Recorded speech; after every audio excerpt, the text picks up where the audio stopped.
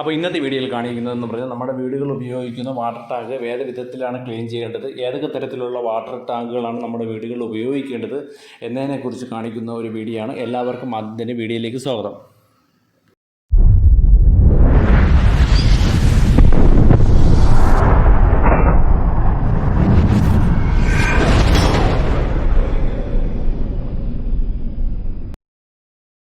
അപ്പോൾ നമ്മൾ വീടുകളിൽ ഉപയോഗിക്കുന്ന വാട്ടർ ടാങ്കുകൾ ക്ലീൻ ചെയ്യേണ്ടത് അത്യാവശ്യമായ ഒരു ഘടകം തന്നെയാണ്. അപ്പോൾ ഈ ഒരു വാട്ടർ ടാങ്കിൽ ഇതിൻ്റെ ഏറ്റവും അടിഭാഗത്തായിട്ടാണ് ഇതിൻ്റെ ഒരു മഡ് കാണാൻ സാധിക്കും നിങ്ങൾക്ക്. അപ്പോൾ ഇത് കുറച്ച് ഒരുപാട് നാളായതേ ഉള്ളൂ ഇത് ക്ലീൻ ചെയ്തിട്ട്. എന്നിരുന്നാൽ പോലും ഇത്രയും ഒരു മഡ് അടിഞ്ഞു കൂടിയിരിക്കുന്നു. നമ്മളിത് ക്ലീൻ ചെയ്യാൻ വേറെ ഒന്നുമില്ല, വീടുകളിൽ ഉപയോഗിക്കുന്ന സ്ക്രബ്ബർ, ഒരു ചെറിയൊരു ബക്കറ്റ് മക്ക് ഉപയോഗിച്ച് കഴിഞ്ഞാൽ നമുക്കിത് ക്ലീൻ ചെയ്യാൻ സാധിക്കും, നല്ല രീതിയിൽ തന്നെ ക്ലീൻ ചെയ്യാൻ സാധിക്കും. നമ്മൾ മാസത്തിലെ 2 പ്രാവശ്യം അല്ലെങ്കിലും 1 പ്രാവശ്യമെങ്കിലും ഇത് ക്ലീൻ ചെയ്യേണ്ടത് അത്യന്താപേക്ഷിതമാണ്. അതായത് മഴക്കാലം തുടങ്ങുന്ന സമയമായതുകൊണ്ട് തന്നെ ആരോഗ്യ പ്രശ്നങ്ങളെല്ലാം ഉണ്ടാകാനുള്ള ചാൻസ് കൂടുതലുള്ളതുകൊണ്ട് നമ്മളിത് വാട്ടർ ടാങ്ക് ക്ലീൻ ചെയ്ത് ഈ വാട്ടർ ടാങ്കിന് ഇറങ്ങിയതിന് ശേഷം നമ്മൾ വീടുകളിൽ ഉപയോഗിക്കുന്ന പാത്രം കഴുകാനൊക്കെ ഉപയോഗിക്കുന്ന സ്ക്രബ്ബർ ഉണ്ട്. ആ സ്ക്രബ്ബർ ജസ്റ്റ് ഒന്ന് സ്ക്രബ് ചെയ്താൽ തന്നെ ഈ ചെളിയെല്ലാം പോകുന്നതായിരിക്കും. നമ്മൾ ഇതിൻ്റെ ആ ഗ്രൂവിൻ്റെ ഇടയിലൊക്കെ ഇരിക്കുന്ന ചെളി നല്ല രീതിയിൽ തന്നെ അത് പോകുന്നതായിരിക്കും. അപ്പോൾ നമ്മൾ ഓൺലൈനിൽ പല പ്രോഡക്റ്റുകളും അവൈലബിൾ ആണ്. പക്ഷേ അതൊന്നും എത്രത്തോളം അതായത് മാനുവലി ചെയ്യുന്നതിൻ്റെ അത്രത്തോളം വൃത്തി വരില്ല. അതായത് അതിൻ്റെ ഒരു ഡസ്റ്റ് അതിൻ്റെ അടിയിലുള്ള ചെളി പോകുന്നത് മാത്രമേ ഉള്ളൂ. നല്ല രീതിയിൽ ക്ലീൻ ചെയ്യുന്നതിന് മാനുവലി തന്നെ ക്ലീൻ ചെയ്യേണ്ടതാണ്.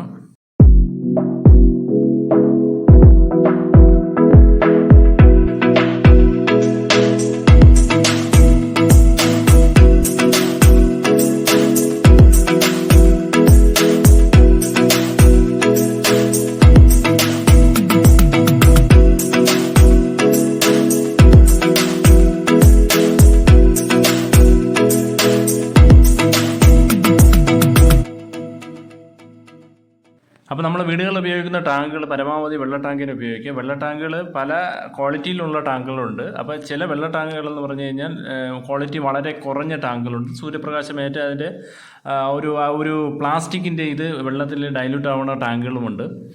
അപ്പോൾ പിന്നെ നമ്മൾ ആദ്യം തിരഞ്ഞെടുക്കേണ്ടതെന്ന് പറഞ്ഞു കഴിഞ്ഞാൽ HDPയുടെ വെർജിൻ ഫുഡ് ഗ്രേഡ് മെറ്റീരിയൽ തന്നെ ഉപയോഗിക്കുക. അതിൻ്റെ 3 ലെയർ ടാങ്കുകളുണ്ട്. വില മറ്റതിനെ അപേക്ഷിച്ച് അല്പം കൂടുന്നതായിരിക്കും.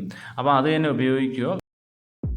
അപ്പോൾ കറുത്ത ടാങ്കുകൾ നമ്മൾ പരമാവധി ഒഴിവാക്കാൻ തന്നെ ശ്രമിക്കേണ്ടതാണ്. കറുത്ത ടാങ്കുകൾ ഇരിക്കുന്നത് പലയിടത്തും കണ്ടിട്ടുണ്ട്. അത് വെയിലടിച്ച് അതിൻ്റെ അവസ്ഥ വളരെ ദയനീയമായ അവസ്ഥയിലാണ് ഇരിക്കുന്നത്. അപ്പോൾ പരമാവധി പല ആരോഗ്യ പ്രശ്നങ്ങളും ഉണ്ടാക്കും എന്നുള്ളതാണ് ഇതിൻ്റെ സത്യം.